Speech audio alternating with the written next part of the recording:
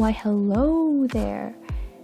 It seems like a lot of you really enjoyed the Technoblade Headcanon video, way more than I expected. Thank you so much. So I'm back with a new Headcanon lore video. I know, I said I'd do more lore after I finished the big animation project, but I've been struggling with burnout and lack of motivation recently. I figured maybe mixing things up might help, so I'm gonna alternate between lore videos and working on the main project. In fact, if you notice the drawing I'm doing in the background of this video, this is actually a part of the animation project, so this video doubles as a sneak peek. A side note, the story does use the Sleepy Boys family dynamic. I know it's been officially made non-canon, but I decided the story would be fun to write regardless. Plus, it looks like 75% of the fandom just ignores the fact that the dynamic has officially been decanonized, so...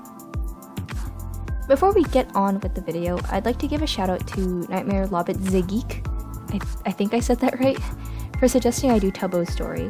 Thanks for the idea and for your support. I did say I was going to do Ranboo's story next, but I changed my mind once I started getting ideas for Tubbo's story. Sorry about that.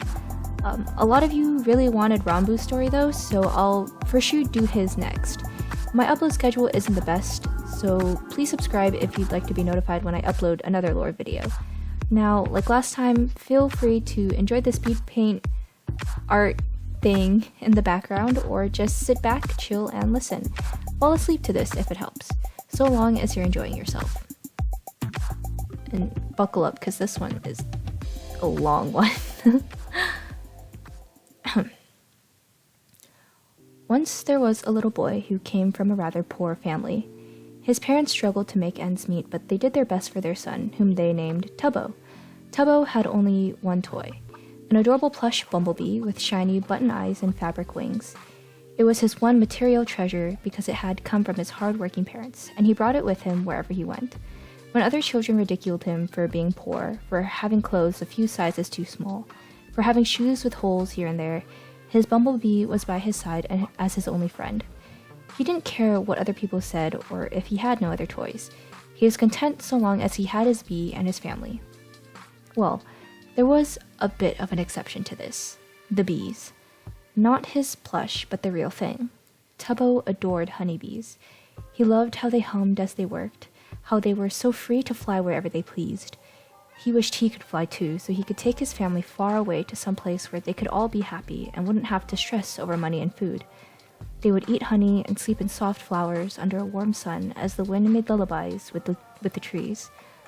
Or sometimes he'd imagine just being a bee instead. Working all the time didn't sound fun, but it couldn't be so bad if your job was to just fly from flower to flower and make honey. Tubbo's family's misfortune grew as he did, until by the time he was 6, his parents had given up all hope. It pained them, but they put little Tubbo and his bee in a cardboard box along with a blanket and what food and water they could spare. His father said they'd be back soon and that he needed to stay put. They left the box on the side of an old road that made its way through the forest. Determined to make his parents happy, Tubbo did as he was told, even though he felt like something was wrong, as his parents parted ways. He did his best not to leave the box.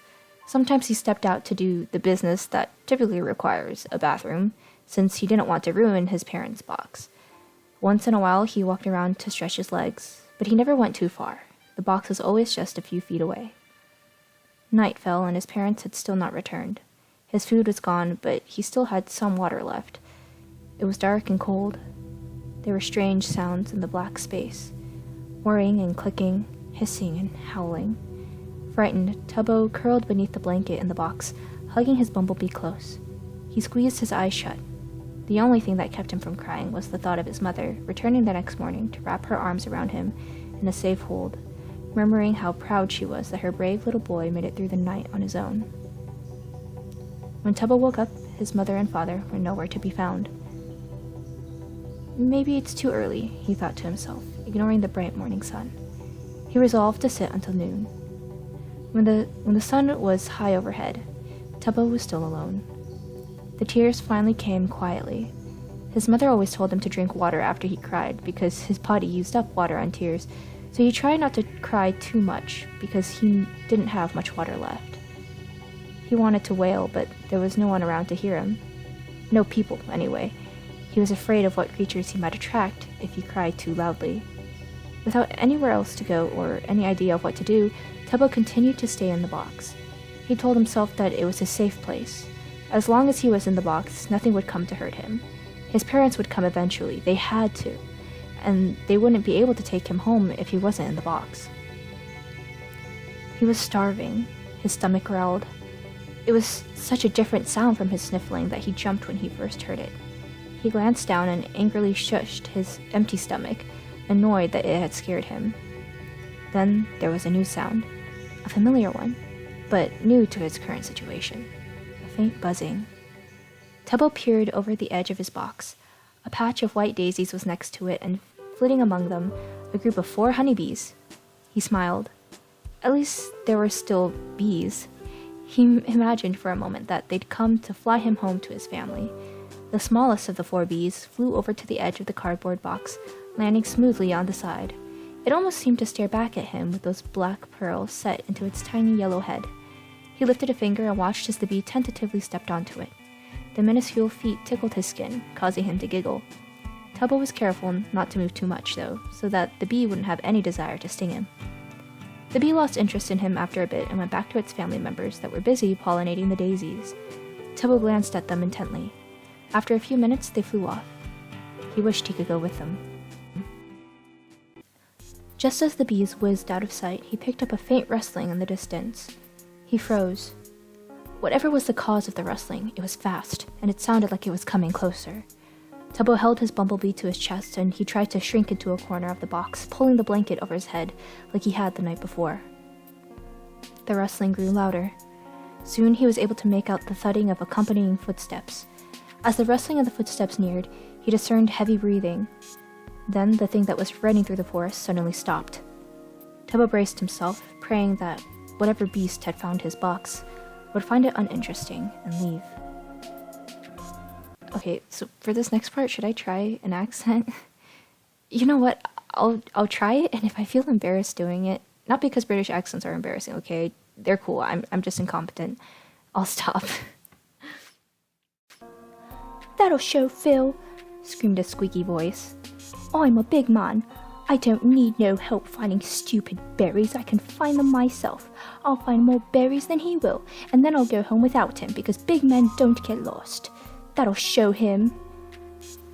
Curious, Tubbo popped his eyes over the front edge of the box, careful not to let the blanket slip off. It was no beast. Instead, it was a small boy with blonde hair.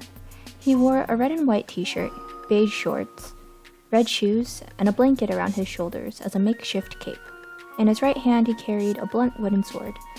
His face and his knees were littered with band-aids, the result of several misdemeanors, most of which the boy was solely responsible for. Tubbo got the feeling he was the mischievous type, and he barely knew what the word mischievous meant, only that his father had used the word once when he had stolen his shoes, and that the word seemed to fit the boy he saw standing in front of him now. He wasn't sure if he should say hello.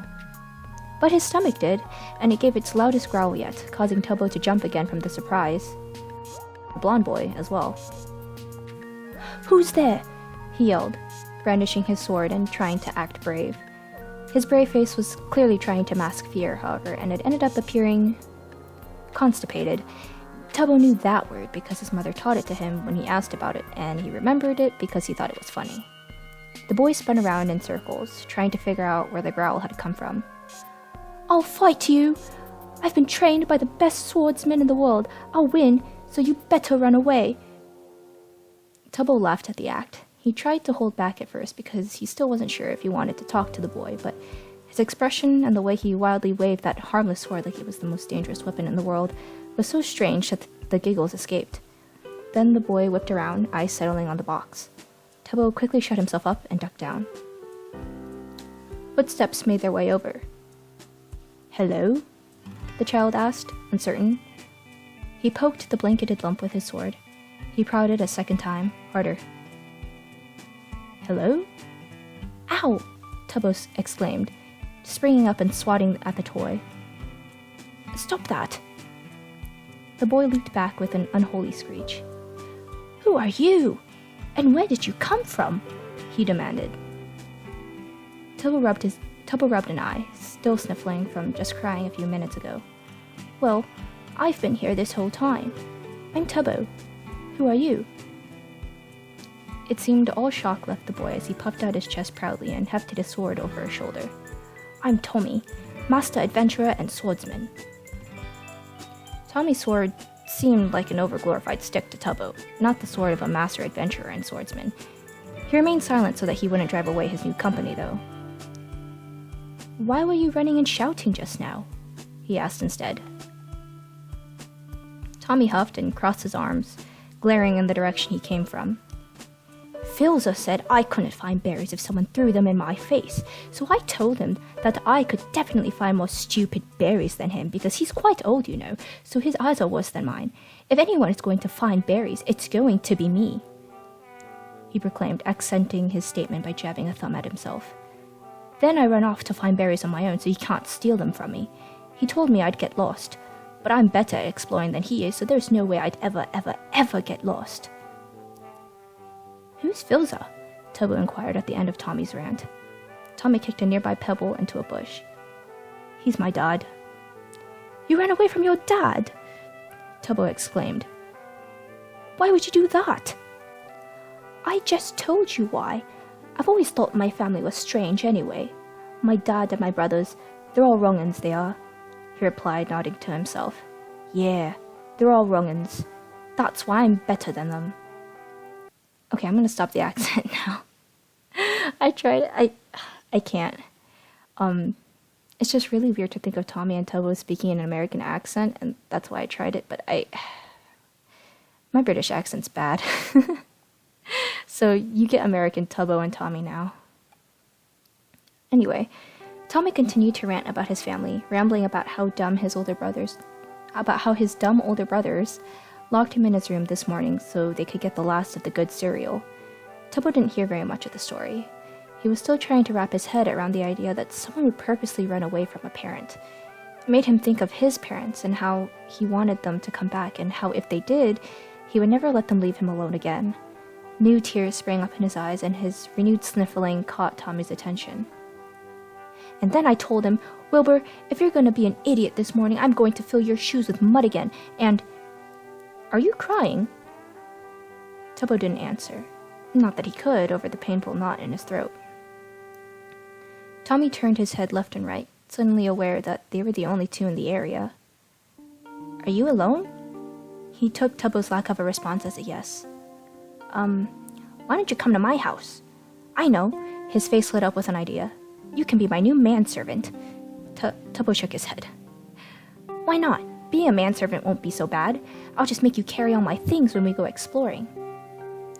No, it's not that, Tubbo managed. My parents told me to stay here until they come for me. Oh. How long have they been gone? Since yesterday. They didn't say when they'd be back. Oh, Tommy said again. Now, Tommy was a smart kid despite the teasing remarks his family aimed at him. And while you'd probably have to swing him upside down by the ankles to get him to admit it, he knew his family cared for him the way a family should. They had a strange way of showing they cared, yes, but they cared nonetheless. Tommy knew for a fact that Philza, Techno, and Wilbur wouldn't leave him outside all alone for a whole day and night. Maybe they would lock him out of the house for a few minutes just to mess with him or teach him a lesson if they were really upset, but never a whole day and night. Something about Tubbo's situation wasn't right. But he didn't know how to break it to his new friend. He thought hard on how he could possibly get the small brown-haired boy to leave the lonely box and come with him. Tubbo's stomach rumbled again, and he was hit with another stroke of genius. My house has food, commented Tommy nonchalantly. We don't have any more cereal, but Technoblade has a weird obsession with growing potatoes, so we have a lot of those. We've got steak too, and chicken and lamb chops and fish. No pork though, which is also because of Techno.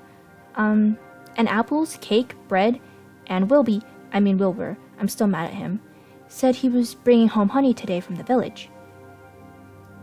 Tubbo noticeably perked up at the mention of honey. To be honest, he never had any before. His parents always had to spend their money on more sustaining foods like bread and potatoes. He'd only seen cake and honey in the windows of the bakeries around town, far beyond his reach behind a glass pane. The other foods Tommy mentioned also interested him. He was so hungry he'd be willing to eat anything. Still, He hesitated. I don't know. What if my parents come back when I'm not here? I need to stay put. You've stayed here for a while already, Tommy said carefully. If you're gonna stay longer, you should have food. You don't have to stay for long if you don't want to after you eat.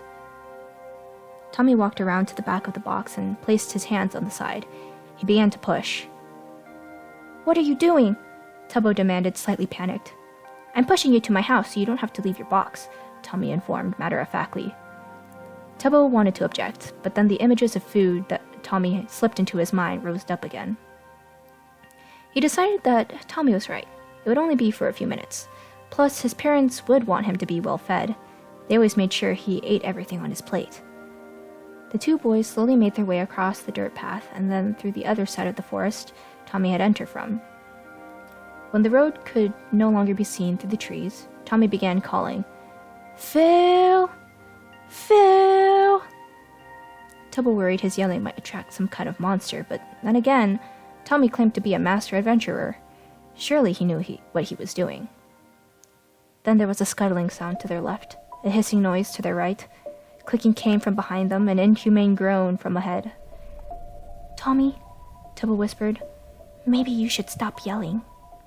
But how will Phil find us if I don't yell? Phil! Tubbo twisted in the box to face the other boy. I think you really ought to stop yelling. Stay sat. You moving around makes it harder to push this thing. Okay, but... A flash of light erupted from the right, where the aggravated hissing had been coming from. From the shadows of the trees emerged a variety of horrors. Bright green beasts with abysmal black eyes and 4 clawed legs, its head like a skull in a tight, scaly wrapping. Skeletons with gritting jaws, bows at the ready, eyes sockets empty.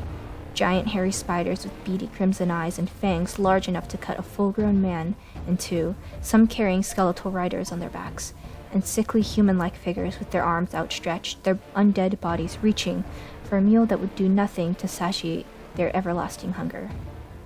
The boys screamed loud enough to shake the heavens. And almost as if the heavens responded, a man with black wings plummeted from the sky, sweeping his sword in a wide arc and killing a number of the monsters in one fell swoop.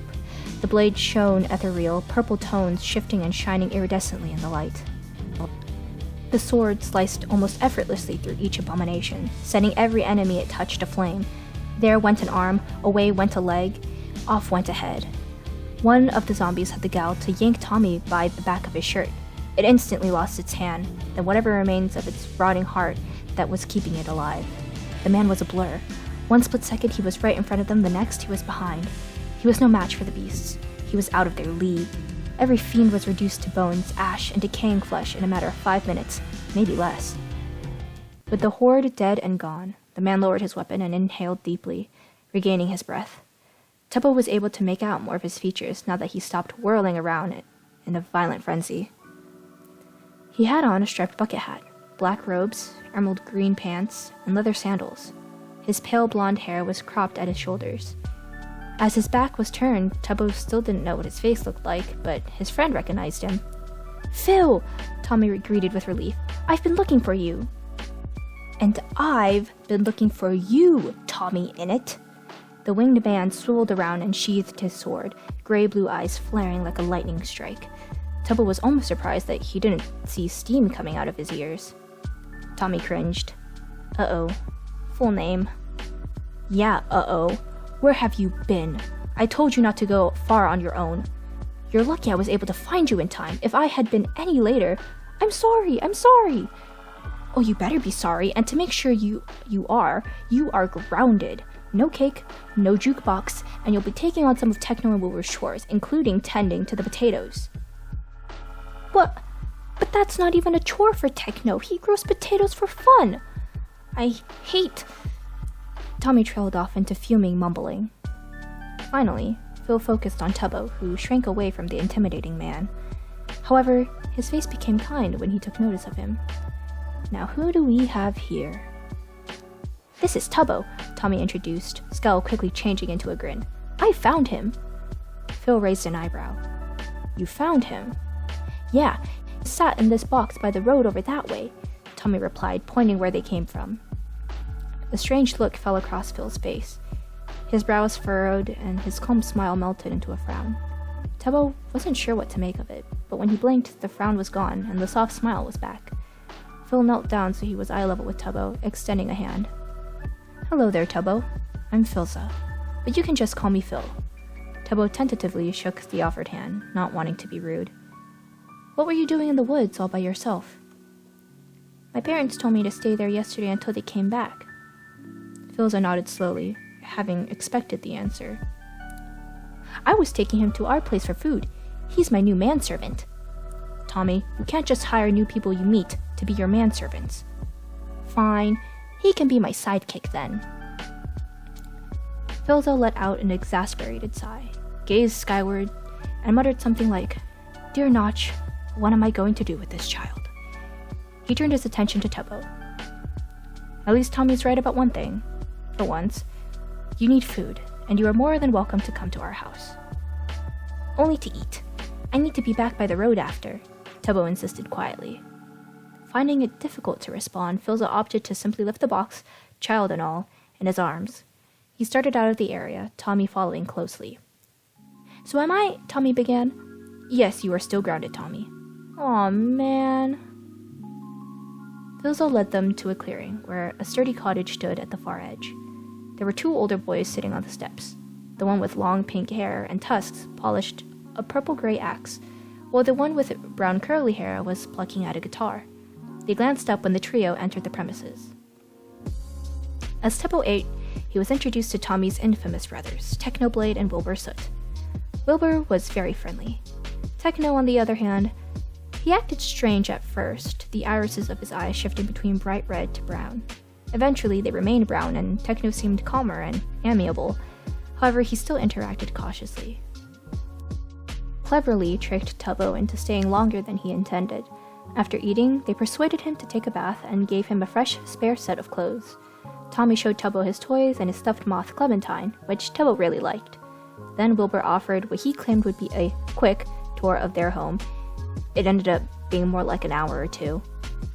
Even Techno joined in on distracting Tubbo by demonstrating and teaching some fighting techniques. When night fell, Philza managed to convince Tubbo to stay the night.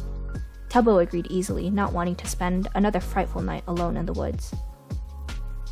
The next day, Tubbo followed Philza, accompanied by Wilbur this time, back to the edge of the road. Philza set the box down where Tubbo indicated it was previously, but he and Wilbur didn't leave. They stayed relatively nearby, usually within vision. By noon, Tubbo was again coaxed to eat with them at the cottage. They returned to the spot after lunch.